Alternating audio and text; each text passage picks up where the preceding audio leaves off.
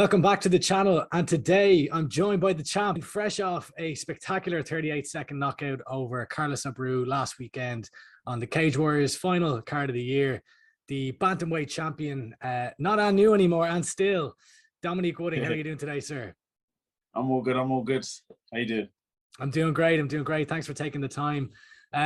Firstly, look, we're 6 days on now from your big win.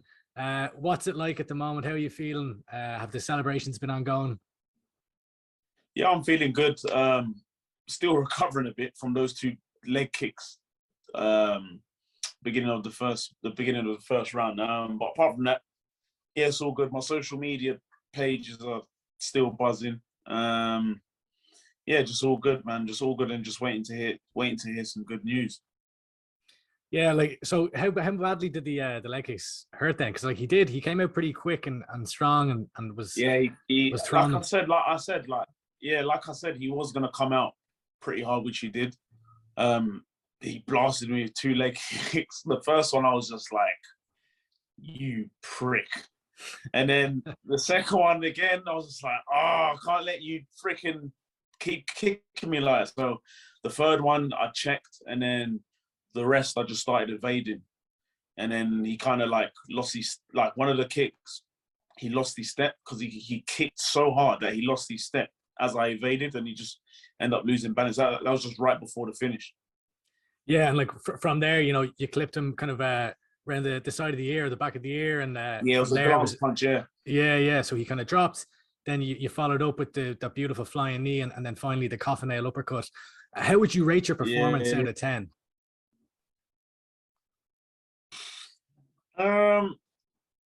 If I'm rating it from a statement perspective, I'd say 9.5 out of 10. But I'm just pissed off that he got me those two leg kicks. Even my coach Ashley Grimshaw told me off a bit, because when we was at the back getting ready, he was like, "Listen, Dom, he's gonna go for your lead leg. So just watch out for that and don't give anything for free." And I gave him 2 free leg kicks. So I was just pissed off about it. So just overall performance, I'd say maybe, I don't know, 7.5, 8 out of 10. And there was a lot of kind of animosity in the build up. Did you exchange any words after? Obviously, you guys kind of almost came to blows at the weigh-ins. Was there kind of respect earned by the end of it after the fight?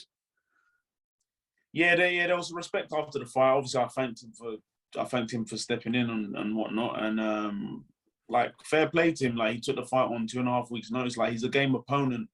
He had a solid record as well, and he's fought some solid guys as well.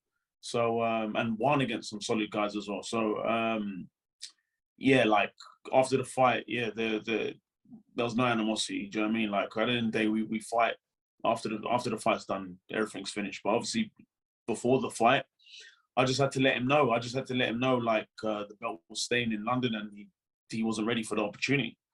I had to tell him that in Portuguese. So that's how things got a bit heated at the weigh-ins, because I was exchanging words with him in Portuguese, and then we ended up insulting each other verbally in Portuguese. Yeah, and it was obviously an amazing performance, but also I thought that the post-fight interview, you cut a great promo, calling for your shot at the UFC. Has there been any talk since then? Have you heard anything around potentially getting signed by the UFC? Yeah, so my management, they're just waiting on the email back from Sean Shelby. So we're just waiting to hear back from Sean Shelby. So fingers crossed. But it's like this year, like if you see from where I came from obviously Bellator and coming into Cage Warriors, and what I've done within the time frame, like literally my 2021 started in June. Obviously having my first fight against Cameron Hardy, and then going straight into a title shot right after that. The way I did that, and then straight off of that fight, going into a title defense, and that's all within 6 months. Like, I've not seen no one do that as of recent. Do you get what I'm saying? So, and the way I've done it, like every single fight I've had under Cage Warriors, not even just under Cage Warriors, just in general, like all my wins are finishes. Every finish I have is a statement. Like, no TKOs, none of that rubbishness.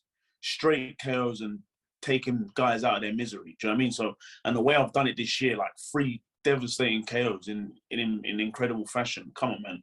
That's deserving of a UFC contract. That's not even no Dana White Contender Series talk. That's straight UFC contract. Do you know what I mean? Like, if you seen where I've come from and what I've been through this whole year and the past couple of years, to be able to be in this position, like, you would even say yourself, yeah, you deserve a UFC contract, 100%. Undoubtedly, I think your recent performances have been incredible, and you're a guy who's been around the scene for a long time. You fought on Bama, you fought on Bellator, ACB, the lot. You've always been a guy, as you mentioned there. You have 100% finish record. Every win is a KO, and so like you've always kind of been heralded as this very exciting striker. Like a devastating striker and an exciting performer. But kind of coming into Cage Warriors, you're coming in 6-4. You've had to deal with a bit of adversity in your career. How important was it for you, like getting that streak of wins, the Hardy win, the Fletcher win? How do you kind of reflect on that?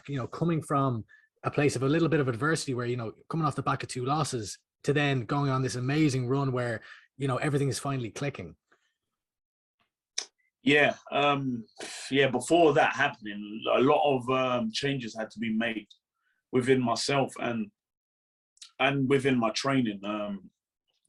So obviously, when I got cut with Bellator, the gym that I was at was the gym that Ash, Brad, Nathaniel, and all the smaller guys from that gym left the gym. So as they left, I stayed. So I didn't have high level sparring partners that were my size. Do you get what I'm saying? So I was laying down my loyalty towards my old gym with my coaches over there. So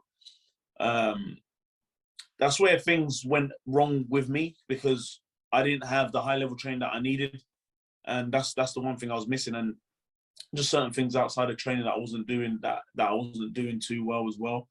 I had to change that up. I had to just change, I just literally had to just change my training, my mentality, just everything. Do you get what I'm saying? So it took me almost 2 years to make that shift and to go to GB Top Team and to go with my old coaches and old training partners. And ever since then, like, you can even ask my coaches now, like, I'm a changed guy. Like, back at my old gym when we were all together, because I lived so close to the gym and stuff, like, I was always like, this is just one little thing for me, like, just punctuality, for example. I was always, because I lived so close to the gym, I was always late. I didn't really care for time.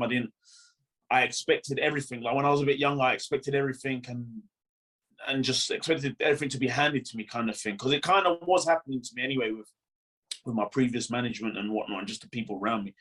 So I was getting a lot of things handed to me. Whereas like now, like, I'm a bit older now and a bit more wiser than how I was before, and like going through different experiences and seeing different things within that time frame.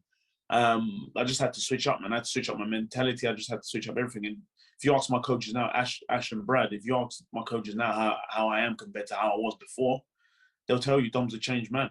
Do you get what I'm saying? Dom, like, I'm a changed guy, and my mentality has shifted as well. And it's just I've got my head down and I'm grafting hard. Do you get what I'm saying? Like now these days, to get to the gym, I'm traveling, like, I'm doing like 4-hour round trips, sometimes 5 because of traffic and stuff. So literally, I'm in the car more times than I'm at home. Do you get what I'm saying? So I'm just in the gym grinding. Just got my head down and just got a tunnel vision right now. Do you get what I'm saying? And that's why I was able to. Well, that's why I'm able to go through this run right now. Do you get what I'm saying? And this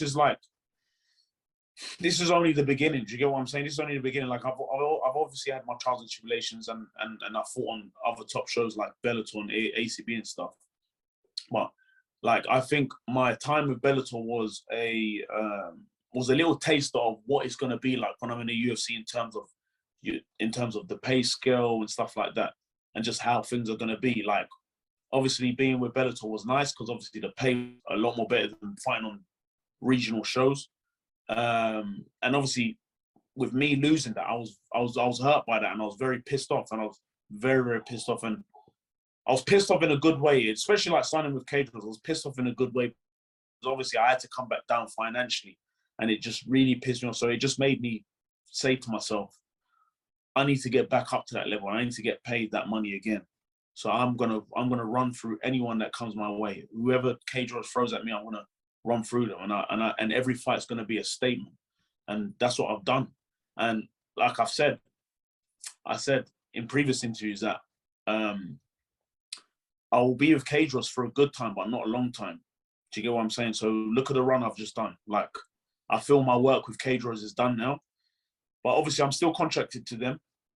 So you never know. So, but as of right now, the way how things has gone for me, I feel like my time with Cage Warriors is done. Even Cage Warriors kind of feels like that as well, because I even spoke with Ian Dean the other day. He sent me a message, and he was even hoping that I get a call up and make my debut on the UFC London card. So the feels I'm getting from Cage Warriors is as if like they know I'm done with them and they want to see me go up to the next level into the UFC now. So I feel the same way. I feel my time with Cage Warriors is done, and I think it's time now for me to get into the UFC. Like, I've had my trials and tribulations, and I've been through the highs and I've been through the lows, and I feel like the time is now for me to get in and get my contract and make a proper name for myself within this sport now, and properly make a living out of this, if that makes sense.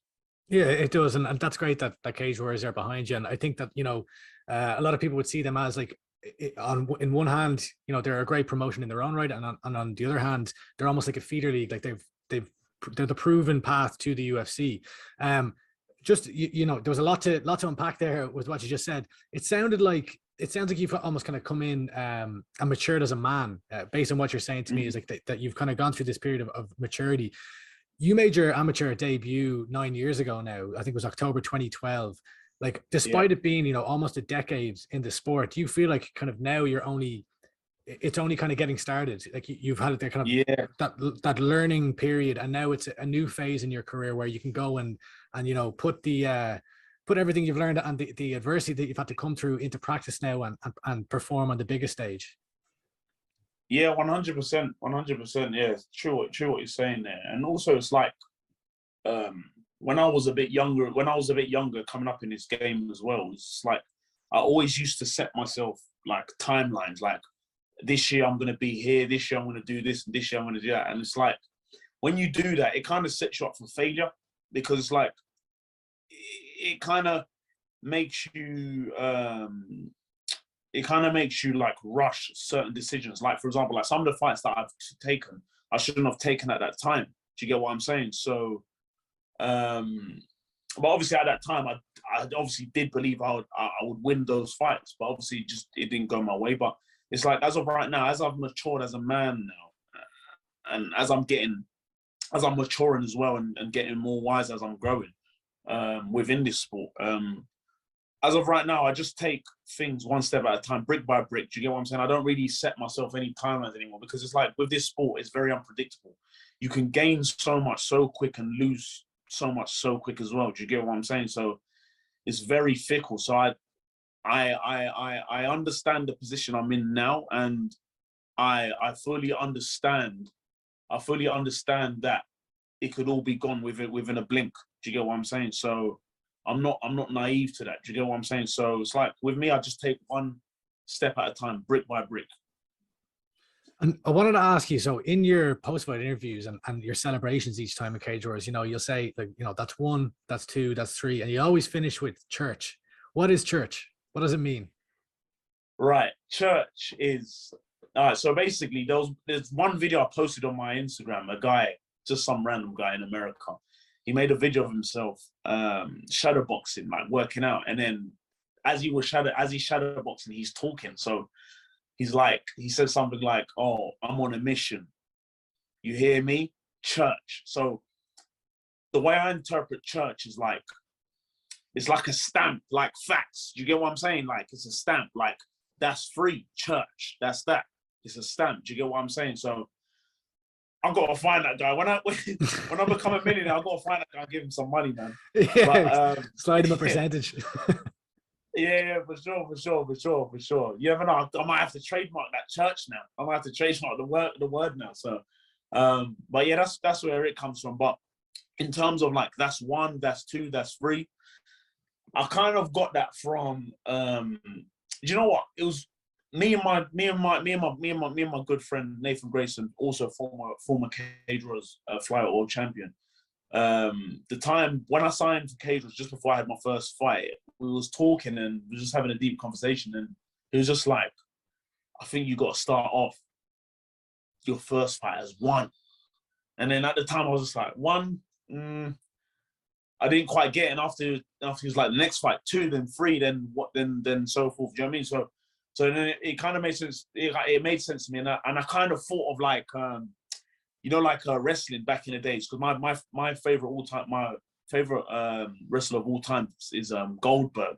So do you remember? I don't know if you followed wrestling back then, but when Goldberg came into WCW, he came in with some aura, and he came in on a win streak kind of thing. So like he went 1-0, 2-0, up to like 96-0 or something like that back in WCW. And it's like I also thought to myself, yeah, maybe I should do that, because Goldberg kind of did that when he was in WCW. So let me start off with something like that. Do you get what I'm saying? So it's an inspiration from Goldberg, I'd say, and also having talked with my good friend Nathan. And I wanted to talk as well about that's amazing, by the way. But I wanted to talk about Nathan and about Violent Money, and this business and brand that I know you've been kind of heavily involved with as well, if I'm correct. Yeah. What does Violent Money, I guess, as a brand and as a concept, what does it represent to you?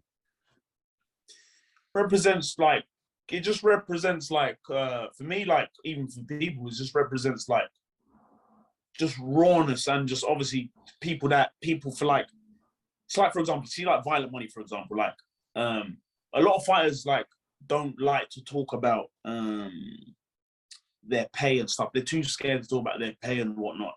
But like Violent Money is kind of like for the outspoken kind of thing. Do you get what I'm saying? So like people that, especially with fighters that speak their truth, if that makes sense. And just also for people that don't come out and speak, for them to like come out and speak, if that makes sense. And it's just a lifestyle in general, do you know what I mean? Because it's like, obviously it's a word, obviously Violent Money, and there's a lot of violent money within the fight business. Do you get what I'm saying? At the end of the day, it's violence, and we fight for money. At the end of the day, it's prize fighting. Do you get what I'm saying? We're not here to fight and make friends. Do you get what I'm saying? We're here to fight and put food on the table for our families. Do you get what I'm saying? So and we're doing it under violence, under a controlled environment. Do you get what I'm saying? But in terms of Violent Money, the brand, like the way how Nathan started that is incredible. If you look and see where he's at right now with the brand and how he came up starting it, it's crazy. Because I remember like a few years ago, I was in the gym and he was just like, he come up to me and he was like drawing logos on a piece of paper. He was like, oh, I'm thinking to do this brand. And like, he was just like drawing like logos on like different types of logos to match the Violent Money brand. And at first I was just like, I don't know. Do you get what I'm saying? And like, to see where he came from there up until now is crazy. Because look, we just literally just opened up a gym, and obviously we do clothing and stuff. Obviously we've gone into the journalism within the MMA industry. Do you get what I'm saying? So we're just touching our hands in different things, and anything that we can get our hands on. Do you know what I mean? Like, that's all we could do right now, kind of thing. Do you know what I mean? And obviously that's a good thing within business, like dipping your hands in different things, because you get a different look on a lot of things within the business side as well. Even with him, like now he's not fighting, he's seeing things a lot more now that he's on the outside, kind of thing. Do you get what I'm saying? Whereas I'm sitting on the inside, so anything I might not see from the outside, he will point out to me, kind of thing. So, but Violent Money as a brand has grown majorly since the start of it, to be honest. Like, it only started late 2018. Do you get what I'm saying? So it's crazy to see how far we've come.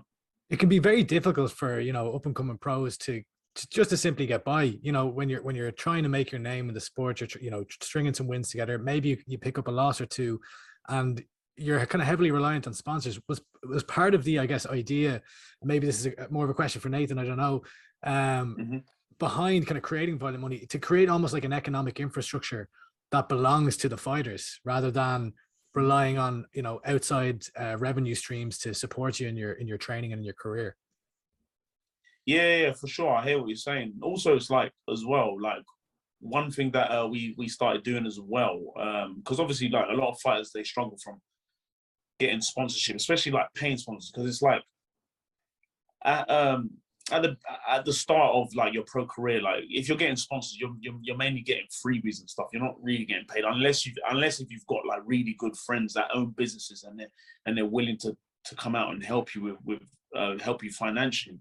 So, but apart from that, it's very hard to get paying sponsors, especially at the beginning of your career kind of thing. So it's like we started a Violent Money Fighter Foundation where we have our main sponsored fighters on the website, and we have like an account of all the fighters where supporters, family, friends can put in money for those fighters, so it can help them out within their journey kind of thing. Do you get what I'm saying? So it's like it's very hard for upcoming pros in the beginning of their career to fend for themselves financially when it comes to like training full time and stuff like that. Do you get what I'm saying? So that's one little thing that we've done and implemented for the sponsored fighters, which is a good thing, because me personally, I've not seen any brand do that. I think we're the first to do that, to be honest. And I want to talk about the nickname as well. More kind of, I want to dive into everything here. So Black Panther. Yeah, sorry. Obviously, you know, there's the Black Panther superhero, and that's gone on to, you know, on the big screen now as well. When did you adopt that nickname, and why, or who did someone give it to you? Yeah, a very old teammate of mine gave it to me. This was like maybe 7, 8 years ago, maybe. Yeah, 7, 8 years ago. Like a lot of people, they think the nickname's from the Marvel character. No, it's not. It's the actual animal, the black jaguar. Because obviously we were training one time, we were sparring, and he was just like, "Oh, you're really quick, and it's very hard to take you down. You're very agile. You've got very good balance and whatnot." I'm trying to think of a nickname. I can't call you a black cat, so I got to call you something else. And after, he was just like, "Oh, Black Panther," and then I was just like, "Yeah, I'll ride with that." And then ever since then, I've been using that nickname. But some of my fights, I've come out with a Black Panther mask. Reason being was because when the Black Panther film came out, I think the Black Panther film came out in 2018, I believe. But when the film came out, an old teammate of mine told me, he said to me, "Oh, you should come out with a Black Panther mask." And I was just like, "Nah, I don't really want to do that." And he was just like, "Nah, you should do it. You should do it." And I was just like, And then as I got closer to the fight, I thought to myself, you know, let me just try and see what it's like. See what response I get from it. And also at the time, the film just come out, so obviously it was trending kind of thing. So I was just like, you know what, let me just get a mask and just come out of it. And I got quite a good response from it anyway. So the next few fights I came out with a mask, but as of like my recent fights, I've not come out with a mask. I've got a different mask now that I come out with. It's more of a greasy look that I like. Do you know what I mean? Yeah. So the nickname came from the actual animal, not the Marvel character. But one thing though, I see Marvel, they're looking for a new Black Panther character, because obviously the guy, Chadwick Boseman, is that his name? Chadwick Boseman. Chadwick Boseman, yeah. Yeah, he died, didn't it? So yeah, he passed. Yeah, unfortunately passed away. So I'm here. They can use me. Do you know what I mean? Do you know what I mean? They can use me, because I would love to get into acting as well. Like I can act, especially like if I get a role and I have to like learn the role and stuff, I can do it. Do you know what I mean? So like I saw your I was gonna say your impersonations. I saw your Anderson Silva you were doing. Yeah. Anderson Silva I did for a previous interview that I did. Yeah, like within this sport as well, I'd like to go do different things within MMA as well. I would like to get different opportunities within MMA, not just fighting. Do you know what I mean? Because you can't fight for the rest of your life. Do you know what I mean? So yeah. What other fighters can you impersonate? Or maybe not fighters, but I could do George St. Pierre.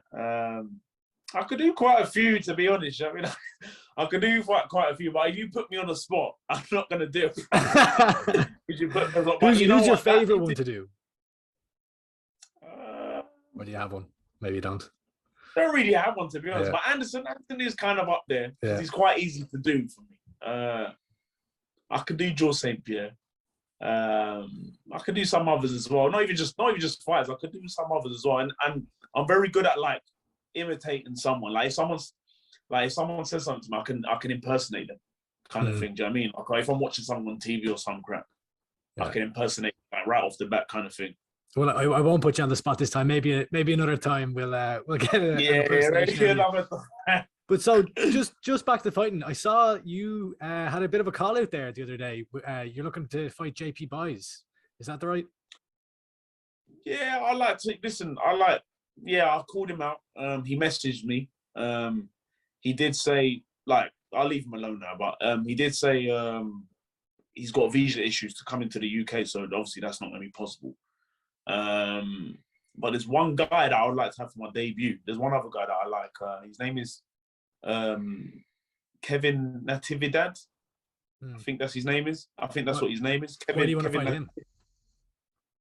If I can get on a London show, if I can make my debut against him on a London card, that'd be great, man. Do you know what I mean? And when you look at the UFC bantamweight division, are there other fighters on there that you're saying, right, that's a guy I want to fight? Like that's someone that, before it's all said and done, I want to fight him. I would like to fight. You know what? Honestly, I just watching Dominic Cruz's last fight. I would like to fight him. I like to fight Dominic Cruz. I would like to fight Aldo as well. Like, but I feel by the time I get kind of like to the top of the division, I feel like maybe Aldo could be done by then. But I would like to fight Dominic Cruz because don't get me wrong, he's one of my favorite fighters, especially when he was in his prime. He was very.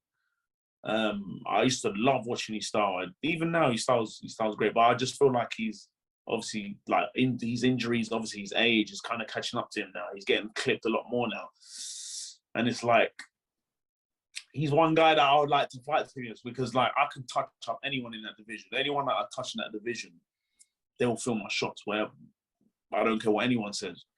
Anyone that I clip in that division, they'll feel my shots 100%. PAN, I like PAN. I like to fight him one day, that's a very possible fight in the near future. PAN. I like Corey Sandhagen. I like to fight him as well. Just there's quite a few, to be honest. Quite a few. Like I'm getting tons of messages.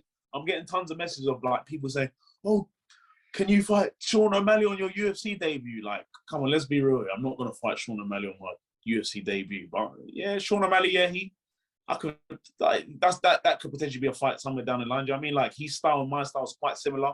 We've got that one hitter quitter type of striking, if that makes sense. So it'll be interesting. It'll be an interesting fight between me and him, to be honest.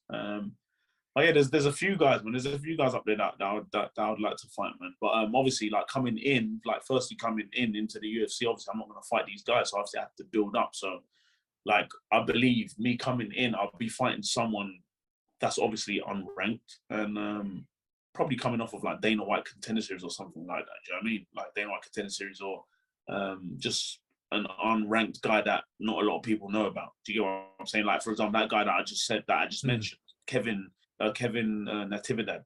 Do you know what I mean? Like, he's not really known in the division. So I think someone like him will be a great debut for me. Well, look, I've taken up more time than I intended today, but our focus, right? UFC London, March. That seems to be the 100% focus right now. I know that you're waiting on the matchmakers to. I know you know your management are waiting on some communication back from the UFC. But if you were to sit down with Sean Shelby, Mick Maynard, and Dana right now and give a pitch as to why you should be on that show, no questions asked, what would you say? I don't need to say anything. I just showed them all my fights this year, and Dana. I know Dana for sure will be like, "Yeah, we gotta sign this kid. We gotta sign this kid." You know what I mean? So I don't really need to say anything. My fights speak for itself. I just showed them my fights of this year, and I'm sure they'll sign me. Do you know what I mean? I really appreciate the time. The champion, Cage Warriors bantamweight champion, Dominique Wooding, hopefully soon to be UFC fighter. I really appreciate the time today, and I'll chat to you again soon, mate. Appreciate it.